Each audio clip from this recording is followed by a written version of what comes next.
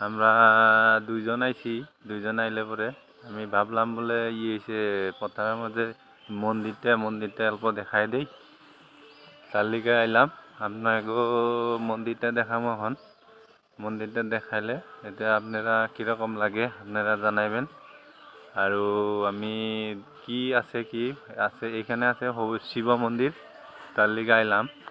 আর আমার লগে আরও একজন আইছে, ও মানে কি কয় ও শর্ট ভিডিও ডালে, আর শর্ট ভিডিও ডাললে পরে তারপরে আমরা একদম পথারের মাঝখানে আইছি। পথারের মাঝখানে একটা মন্দির আছে, মন্দিরটা দেখামো আর আপনারা দেখে থাকবেন।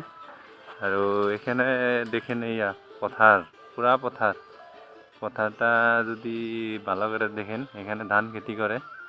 তার মাঝখানে একটা মন্দির আছে, মন্দিরটা এখন আপনাকে দেখাবো। মন্দিরটা আপনারা দেখে থাকবেন, কীরকম লাগে। ভালো লাগলে আপনারা শেয়ার কমেন্ট করবেন, আর পারলে লাইক করে দিবেন, আর সাবস্ক্রাইব করবেন লিগে ভুলবেন না।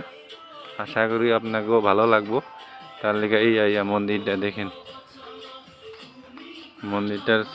মন্দির এইখানে একটা আছে, গাছ একটা আছে।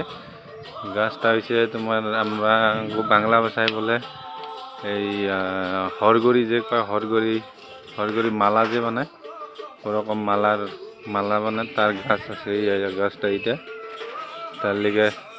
আর এইখানে মন্দির একটা আছে, শিব মন্দির আছে। এখানে যদি আপনারা ভালো লাগে লাইক কমেন্ট আর শেয়ার করে দিবেন। দেখেন এখানে মন্দিরের ভিতরে এনি টাইম গান বাজনা হয়ে থাকে। গণেশ বাবা দেখছেন আপনারা, এইখানে হনুমান বাবা আছে, আর আমার ভোলা বাবা দেখছেন। আপনারা দেখে থাকবেন, আমাকেও ভিডিওটা লাইক করে দিবেন, আর শেয়ার করবার ভুলবেন না, আর সাবস্ক্রাইব করবার আর তো ভুলবেনই না। আর দেখে করবেন, কীরকম লাগে কমেন্ট করে দিবেন।